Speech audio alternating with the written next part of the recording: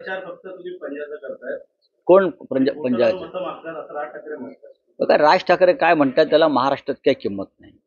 मोरारजी देसाई नंतर गुजरात आणि महाराष्ट्राचं नेतृत्व त्यांना करण्याची इच्छा आहे. गुजरात आणि महाराष्ट्र एकाच वेळेला, गुजराती आणि पण त्यांना महाराष्ट्रात त्यांच्या पक्षाला फार स्थान आहे असं मला वाटत नाही. मोरारजी देसाई नंतर राज ठाकरेच.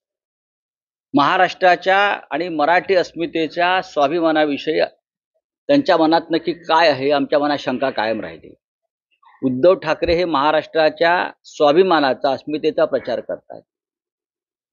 उद्धव ठाकरे यांची लढाई ही महाराष्ट्राच्या स्वाभिमानाची आहे. शरद पवार साहेबांची लढाई महाराष्ट्राच्या स्वाभिमानाची, हे लक्षात घ्या. हे दोन्ही पक्ष आणि दोन्ही नेते अगदी ज्या संघर्षात उतरलेले आहेत या महाराष्ट्रात, तो स्वतःच्या स्वार्थासाठी संघर्ष नसून ज्या पद्धतीनं गुजरातच्या दोन व्यापाऱ्यांनी आपल्या स्वार्थासाठी मुंबई आणि महाराष्ट्राची लूट चालवली, महाराष्ट्राच्या स्वाभिमानासंदर्भातले दोन पक्ष फोडले आणि हे महाशय जे आहेत हे त्यांच्या बाजूने उभे आहेत. आम्हाला मोरारजी देसाईंची आठवण झाली, आम्हाला मोरारजी देसाईंची आठवण झाली. ते दुर्दैव आहे. मला ते खूप महान नेते आहेत, मला त्यांच्याविषयी काय फार बोलायचं नाही, पण मी इतकं सांगेन, उद्धव ठाकरे यांच्यावर टीका करताना आपण थोडंसं भान ठेवा. ते शिवसेनेचे पक्षप्रमुख आहेतच, पण महाराष्ट्रावर दल्ला मारणाऱ्या, हल्ला करणाऱ्या गुजरातच्या दोन खतरनाक व्यापाऱ्यांविरुद्ध त्यांची लढाई सुरू आहे. ते आणि शरद पवार. कोणाला हो, तरीही येणार आमची शिवसेना तिथे. विक्रोळीत जर कोणी सभा घेत असेल वारंवार, याचा अर्थ त्यांचा पक्ष इथे कमजोर आहे. आणि येणार सुनील राऊतच, सगळ्यांना माहिती आहे. दोन काय, इथे त्यांनी घर घेऊन राहायला पाहिजे. जसं नरेंद्र मोदी, अमित शहा महाराष्ट्रातच मुक्कामाला आहेत, तसं काही नेत्यांनी विक्रोळी, कांजूरमार्ग, डम्पिंग ग्राउंडच्या आसपास खूप जागा रिकाम्या आहेत, तिथं राहावं ना. मला काही अडचण नाही. लोकशाही आहे. लोकशाहीमध्ये कोणी किती कुठे सभा घ्याव्यात त्याच्याविषयी काही निर्बंध नाही आहे. सभा घ्या, आमच्यावर टीका करा, कारण भारतीय जनता पक्षाची, देवेंद्र फडणवीसांची इच्छा आहे आमच्यावर टीका करावी, आमच्यावर चिखलफेक करावी. हे स्क्रिप्ट गुजरातवरून आलेलं आहे.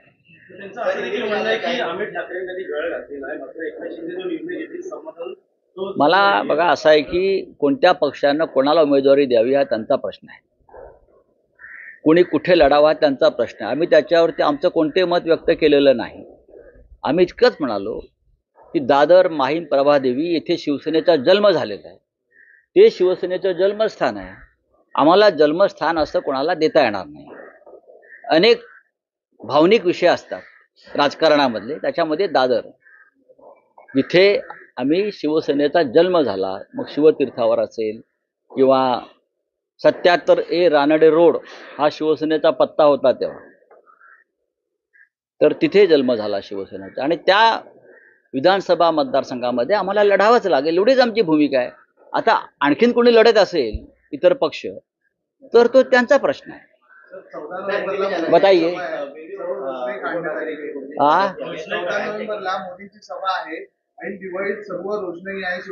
महाराष्ट्रामध्ये काळोख करायलाच ते आलेले आहेत ना. महाराष्ट्रात अंधकार, महाराष्ट्राला अंधकारात ढकलण्याचं काम त्यांनी गेल्या 5-10 वर्षात केलेलंच आहे. आणि अशा पद्धतीने परत एकदा महाराष्ट्रात काळोख करतील ते. भारतीय जनता पक्षाला महाराष्ट्रात काळोखच करायचं, अंधकारच करायचा आहे लोकांच्या जीवनामध्ये. आप बताइए.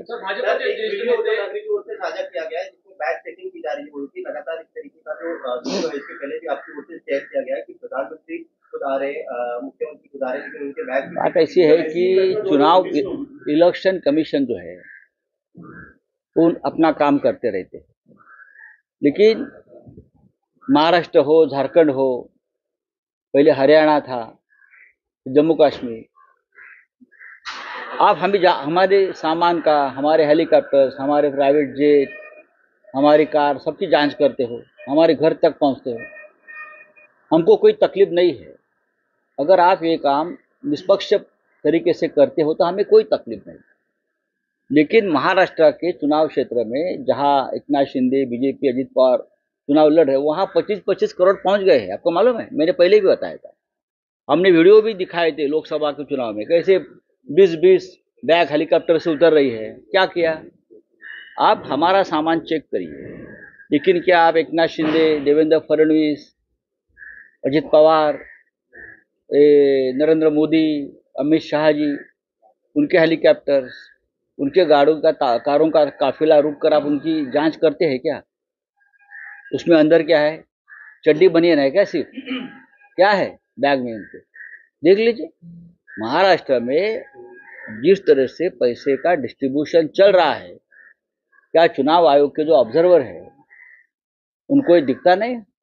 हमने बार बार उनको बताया क्या हो रहा है कहाँ, लेकिन आप हमारी जो अपोजिशन के नेता है उनको रोकेंगे, उनका गाड़ी का काफिला रोकेंगे, उनके हेलीकॉप्टर रुकाएंगे। क्या करेंगे आप? कितने बार ही करेंगे? ठीक है, देख लेंगे। 2019 में भी ऐसी घटना हुई थी जहाँ पे ओडिशा के आईएएस अधिकारी को सस्पेंड किया गया था। फिर जेल में कौन? बात ऐसी है, प्रधानमंत्री का हेलीकॉप्टर अगर किसी ने चेक किया था उड़ीसा में तो उनको सस्पेंड कर दिया। क्या प्रधानमंत्री चुनाव आयोग के जांच के दायरे में नहीं आते क्या? प्रधानमंत्री, गृह मंत्री, केंद्रीय मंत्री अपने हेलीकॉप्टर से कुछ भी सामान लाकर लोगों में बांट सकते हैं क्या? और हमारे हेलीकॉप्टर, हमारे नेता का हेलीकॉप्टर, हमारा प्राइवेट जेट, आप जांच करते हो अंदर घुसकर। ये कौन सा निष्पक्ष कानून और न्याय है? हलक्यात घेणाऱ्यांचं सरकार पाडलं, जेलची धमकी आम्हाला देऊ नका असं मुख्यमंत्री म्हणतात. मी चळवळीतून आलो. त्यांनी कोणतीही चळवळ केली नाही, त्यांनी फक्त पक्षात राहून वळवळच केलेली आहे, बरं का? त्यांनी एखादी चळवळ केली असेल तर त्यांनी समोर आणावं. ते वारंवार सांगतात मी बेळगावच्या आंदोलनात होतो. त्यांनी बेळगावच्या आंदोलनात ते कोणत्या तुरुंगात होते तो कागद समोर आणावा.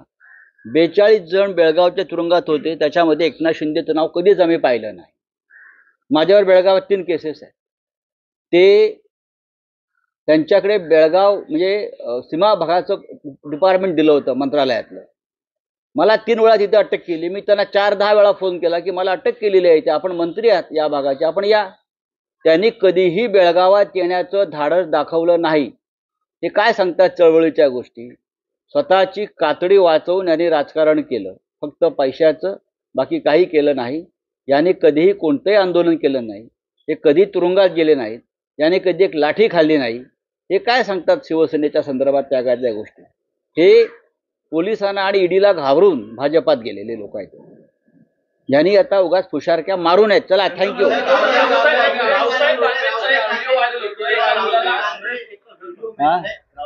अरे भाई, रावसाहेब दानवे,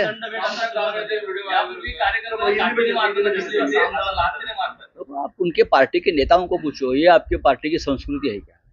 आप उनकर जाकर पूछिए, आप एकनाथ शिंदे को पूछिए.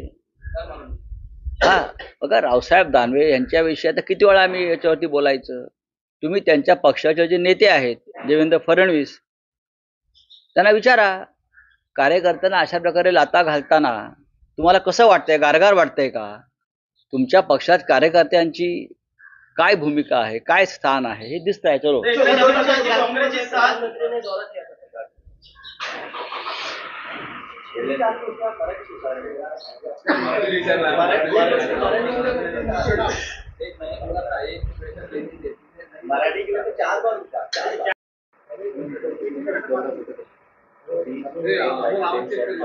ऑडिओ येतोय ना? Audio. Hello hello hello hello.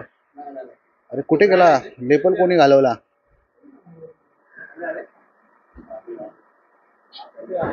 Hello hello. Okay okay, चल.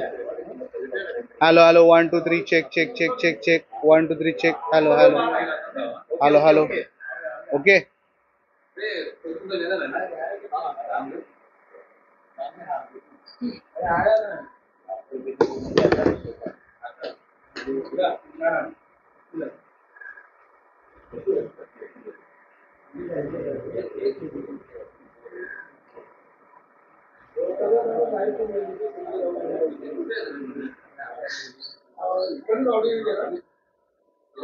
भाई आके गए व्हाइट कलर का. हाँ तो hello hello hello check check check audio check. Hello hello hello check check check check.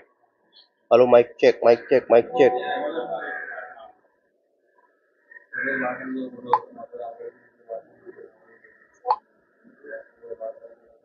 Hello hello hello check mic check hello hello hello check audio check hello hello hello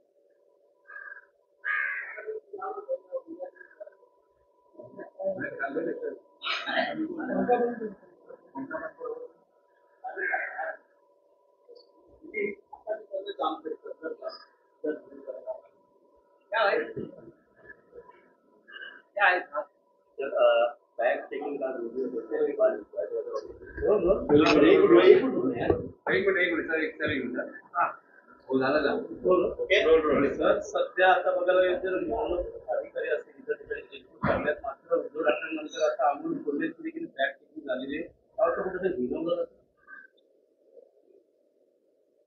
निवडणूक आयोगाचे जे ऑब्झर्वर्स आहेत किंवा ठिकठिकाणी जे हेलिपॅड्स एअरपोर्ट्स खास करून खाजगी विमानं रस्त्यावर इथे तपासणी नाके निर्माण केलेले आहेत. ऐन दिवाळीमध्ये आम्ही हे सांगितलं होतं की हे जे लोक आहेत हे कोणत्याही सामान्य जनतेच्याही गाड्या अडवत आहेत.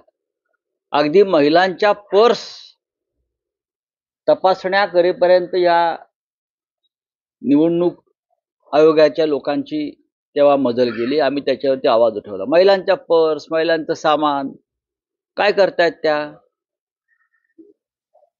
आता काल आपण पाहिलं असेल या राज्याचे माजी मुख्यमंत्री शिवसेनेचे पक्षप्रमुख उद्धव ठाकरे यांचं हेलिकॉप्टरमधून उतरत असताना त्यांच्या तपासण्या झाल्या. आमच्याकडे पैसे आहेत. ज्यांच्याकडे जे खोक्यांचं वितरण ज्यांच्याकडून सुरू आहे त्यांच्यावरती हात टाकला नाही. त्यांच्या तपासण्या नाहीत. त्यांचे पैसे अगदी व्यवस्थित पोचत आहेत. ह्याच तपासणी नाक्यांना मॅनेज करून किंवा या लोकांना मॅनेज करून निवडणूक आयोगानं निष्पक्षपातीपणानं तपासण्या करायला काहीच हरकत नाही. अनेक विधानसभा मतदारसंघात गुजरातच्या आमदारांनी अनेक मंत्री आलेले आहेत. ते काय हात हलवत आले आहेत का. ते का हात हलवत आलेत. येताना काय ढोकला आणि फाफड्या घेऊन आलेत का. कोण कुठे कसं पैशाचं वाटप करते याची माहिती आम्ही वारंवार देत असतो. हे एकनाथ शिंदे यांच्या लोकांना 25-25 कोटी रुपये पोचलेत आतापर्यंत. काही नाक्यांवर सांगोल्यामध्ये पकडण्यात आले. 15 कोटी पकडले. कोणाचे काय सांगितलं का. गाडी कोणाची आम्हाला माहिती आहे. गाडीत कोण होता आम्हाला माहिती आहे. 15 कोटी पकडले आणि फक्त 5 कोटी रेकॉर्डवर दाखवले. 10 कोटीचा हिशोब कुठे आहे. ठिकठिकाणी हे जे सुरू आहे पण काल माननीय उद्धव ठाकरे यांची तपासणी करण्याला आमचा अजिबात आक्षेपच नाहीये. सगळ्यांना समान न्यायानं निवडणूक आयोगानं वागवायला पाहिजे. मग त्याच्यामध्ये राज्याचे मुख्यमंत्री असतील, गृहमंत्री असतील, प्रधानमंत्र्यांच्या ताफ्यातून बॅगा उतरत नाहीत का? कसल्या बॅगा असतात? अमित शहाच्या ताफ्यातून बॅगा उतरत नाहीत का? लोकसभा निवडणुकीच्या वेळेला मी स्वतः एक व्हिडिओ केलाय. 1 तासासाठी नाशिकमध्ये मुख्यमंत्री आले प्रचारासाठी एका सभेला, आणि त्यांच्या हेलिकॉप्टरमधून 15 ते 16 मोठ्या बॅगा उतरल्या, अशा मोठ्या मोठ्या सुटकेस. एवढे कपडे माणूस घेऊन येतो का 1 तासासाठी? शिंदे शिर्डीला गेले प्रचाराला, तेव्हाही त्यांच्या विमानातून ज्या बॅगा उतरल्या त्याचाही व्हिडिओ आम्ही प्रसारित केला होता ना. त्या बॅगा कसल्या होत्या? 2 तासासाठी थांबले एका हॉटेलात जाऊन आणि इतक्या बॅगा उतरल्या. काय तुम्ही आमच्या तपासण्या करता? काहीच हरकत नाही करायला. ह्यांच्या कोणी करायच्या?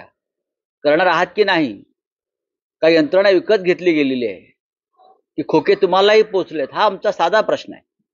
तुमच्या बोलल्यानंतर त्यांचा व्हिडिओ देखील व्हायरल झाला होता. साध्या अशा बॅगा दाखवण्यात आल्या. कोणाचा व्हिडिओ? अरे सोडा हो, एकनाथ शिंदेला तुमच्यापेक्षा मी जास्त ओळखतो. तर महाविकास आघाडीच्या सध्या सभा होत आहे. बाळासाहेबांचा फोटो आहे, परंतु बाळासाहेबांचं नाव देखील घेतलं जात नाही असं उद्धव ठाकरेंवर टीका केलेली आहे. बघा ते आणि प्रचार फक्त तुम्ही पंजाबचा करताय. कोण पंजाब? मतं मागतात असं राज ठाकरे म्हणतात. बघा राज ठाकरे काय म्हणतात त्याला महाराष्ट्रात काही किंमत नाही. मोरारजी देसाई नंतर गुजरात आणि महाराष्ट्राचं नेतृत्व त्यांना करण्याची इच्छा आहे. गुजरात आणि महाराष्ट्र एकाच वेळेला, गुजराती आणि, पण त्यांना महाराष्ट्रात त्यांच्या पक्षाला फार स्थान आहे असं मला वाटत नाही. मोरारजी देसाई नंतर राज ठाकरेच. महाराष्ट्राच्या आणि मराठी अस्मितेच्या स्वाभिमानाविषयी त्यांच्या मनात नक्की काय आहे, आमच्या मनात शंका कायम राहिली. उद्धव ठाकरे हे महाराष्ट्राच्या स्वाभिमानाचा, अस्मितेचा प्रचार करतात. उद्धव ठाकरे यांची लढाई ही महाराष्ट्राच्या स्वाभिमानाची आहे. शरद पवार साहेबांची लढाई महाराष्ट्राच्या स्वाभिमानाची, हे लक्षात घ्या. हे दोन्ही पक्ष आणि दोन्ही नेते अगदी ज्या संघर्षात उतरलेले आहेत या महाराष्ट्रात, तो स्वतःच्या स्वार्थासाठी संघर्ष नसून ज्या पद्धतीनं गुजरातच्या 2 व्यापाऱ्यांनी आपल्या स्वार्थासाठी मुंबई आणि महाराष्ट्राची लूट चालवली,